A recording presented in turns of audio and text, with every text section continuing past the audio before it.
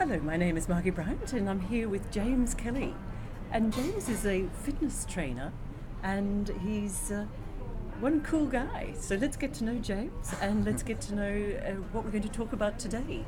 Today we're going to talk about a smart ways of using our technology, and particularly during this Christmas season. We're really wanting to unplug, aren't we, James?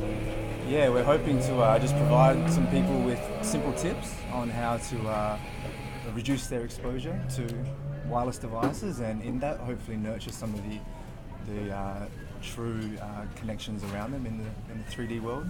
That's right. It'd be gorgeous and awesome.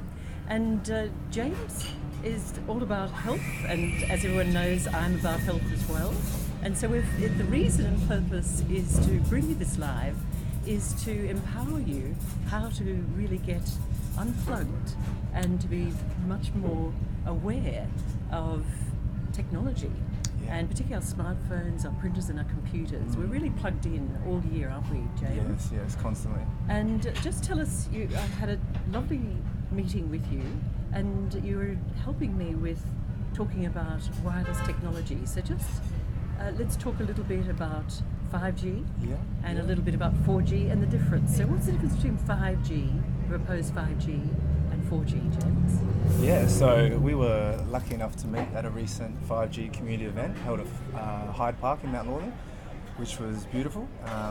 And so the event was based around trying to spread information on the upcoming 5G system, and mainly just pointing out the difference, like you've said, what is the difference between 4G and 5G, because to most people they're feeling as if it's just this natural progress, and nothing much will change in terms of the infrastructure and certain things. So 5G is by nature a completely different system coming in, using certain frequencies and things beyond what has already been used, and ultimately it's designed to accommodate the Internet of Things, and so it's really in need of huge bandwidth, which also needs an enormous amount of infrastructure. In particular, small cells are one thing that we'll see appear as or if the 5G system does go ahead.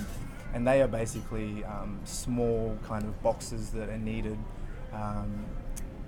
periodically down the street, and using millimeter frequencies. They don't travel very far, so they'll be needed regularly outside our homes. So, And on lampposts? Yes, mounted to anything that it can be. So any type of post, the power poles. Some communities have already had specific posts put up with the small cells attached, or bins and anything like that I guess the telecoms can mount it to. They will utilise that. And the difference is that between 4G and 5G is it's 200 times faster. Is that right, James? Yes, it's something like we're going from around the 3 to 5 gigahertz with the 4G, and the millimeter frequencies will take it up to a possible 100 gigahertz. Now, is there any health concerns with that proposed way, James? Yeah, so if we just think for a moment that our minds are in tune with the Earth at about 7.83 hertz, which is a human resonance, and then we look at something, what we just mentioned, even 5 gigahertz, we're talking giga being billions. So the frequencies that we're being exposed to are just beyond anything that we evolved with. So we really are entering a very unique and interesting time, but also very challenging in ways. Yeah. So for people's benefit, the best thing to do is to unplug as much as you can. Yeah. So what are some tips for that, James, for just practical, while we're even on 4G, what is some practical tips for people with smartphones or...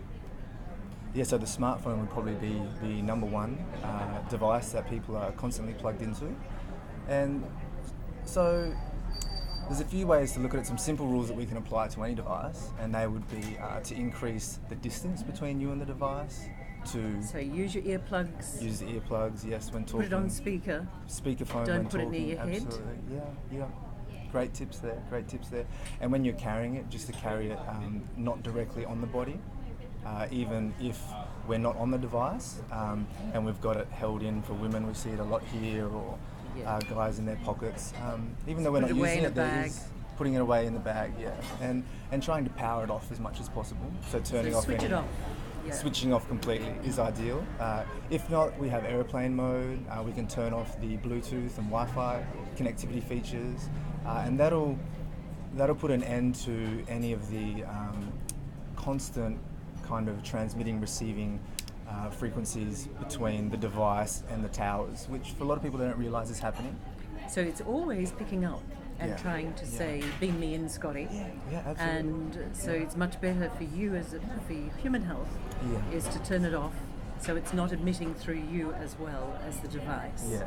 So the technology to use it safely is to turn it off as much as possible. So what about for home computers or office computers? What's best with mouse and things like that? Yeah, so there's so much that can be done around the home. Specifically if we're talking like home offices, we can look at any wireless pieces of equipment. So we've got wireless printers are very common now, wireless mouse, wireless keyboard. So everything is wireless, and yet it is stationary. So very simple, just going back to corded. Yeah.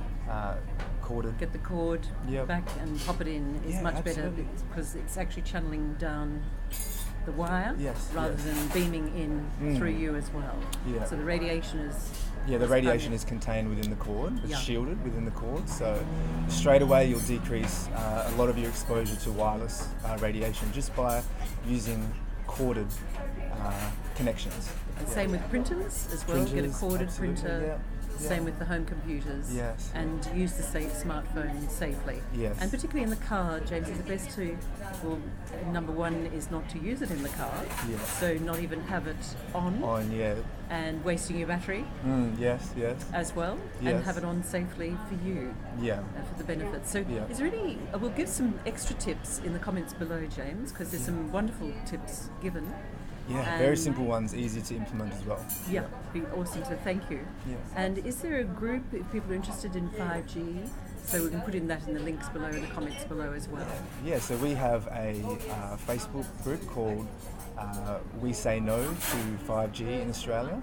I'll put the link in below. Yeah, that would be great. And that's a Perth local group with plenty of local people communicating on that group.